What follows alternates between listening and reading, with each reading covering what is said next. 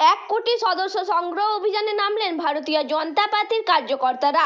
সোমবার সকাল 11টা থেকে শহর পুরুলিয়ার এসকেবিইউ ইউনিভার্সিটিতে এই সদস্য সংগ্রাম অভিযান শুরু করা হয়। উপস্থিত ছিলেন পুরুলিয়া জেলার সাংসদ জ্যোতির্ময় সিং মাহাতো।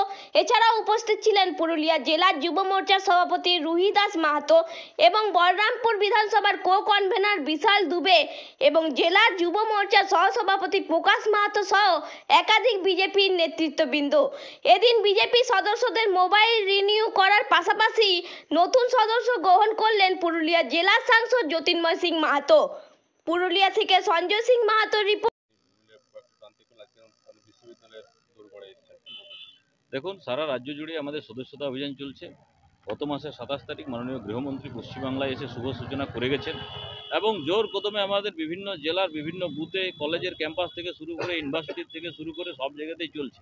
আমি নিজেও প্রত্যেক জায়গায় যাচ্ছি। আমি যেহেতু এখানে সাংসদ আছি, ভারতীয় জনতা পার্টির রাজ্যের সাধারণ সম্পাদক এবং সেই সদস্যতা অভিযানের রাজ্যের সহপ্রমুখ আছি আমি।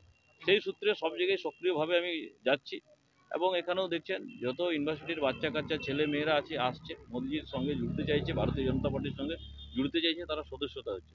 আমি আসছি, প্রত্যেক জায়গায় যাচ্ছি, আজকে এখানে এসেছি। বিজেপি মুখী আছে। মোদিজি যেবে থেকে এসছেন রাষ্ট্রীয় রাজনীতিতে, তবে থেকে পুরো ইউথ মানে আপনার 95% বিজেপি মুখী হয়েছে। আর সেই জন্য ইউথদের প্রথম পছন্দ হচ্ছে মোদিজি। আর তার জন্য এরা জোড়ার একটা সুযোগ পাচ্ছে। এই নাম মিস কল নাম্বার দিয়ে বিজেপি সদস্য হচ্ছে, তাদেরকে স্বাগত করার জন্য আমি এসেছি। কতজনটা তো বলতে পারবো না একবারে, কারণ আমার মনে হয় কয়েকশো হয়েছে এখন ইউনিভার্সিটি ক্যাম্পাসে। আর কয়েকশো মেম্বারকে আমরা স্বাগত করছি।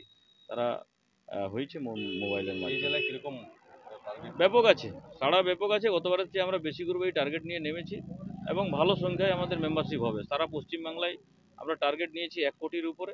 আমরা জেলাতেও 2.5 লাখ 3 লাখ মেম্বারশিপ করবো, এরকম আমরা টার্গেট নিয়ে এগোচ্ছি। খুবই ভালো লাগলো, মোদিজি মেয়েদের জন্য অনেক কিছু করেছে। তারপর আমরা এই মেম্বারশিপটা করে অনেকটাই ভালো লাগলো। না, কোনো বাধা আছে না। লক্ষ্য রয়েছে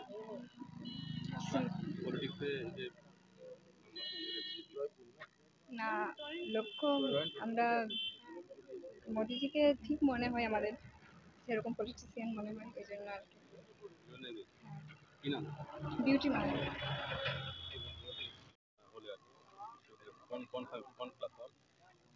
আমার ক্লাস হচ্ছে আপনার 3rd সেমিস্টার ইউনিভার্সিটি পলিটিক্যাল সায়েন্সের স্টুডেন্ট আমি।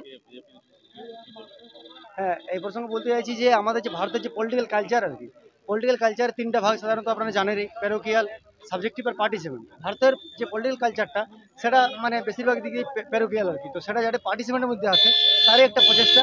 আমাদের এমপি স্যার এসছেন এখানে আমাদেরকে যারা রাজনীতিতে আসার জন্য আর কি আগ্রহ দেখাচ্ছেন, আমরা তাতে খুশি। আমরা চাইছি এই ইউথগুলো এগিয়ে আসুক, তারা সক্রিয়ভাবে রাজনীতিতে নামুক, কারণ এই প্যারোকিয়াল পলিটিক্যাল কালচার থেকে যেন আমরা পার্টিসিপেন্ট পলিটিক্যাল কালচারের দিকে এগোই।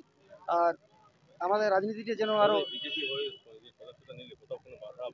না না না কোনো কোনো সমস্যা নেই। স্যার তো আছেন, স্যার সম্পূর্ণ, স্যার তো আমাদের নিরাপত্তা সব কিছু এদিকে দেখেছেন। লক্ষ্য বলতে দেখুন, আমরা চাইবো যে সমাজের ভালো করতে, দেশের ভালো করতে, এটাই চাই। ফার্স্ট জয় হিন্দ, জয় ভারত। আমার নাম Bamashankar Mondal, 3rd semester, master in political science.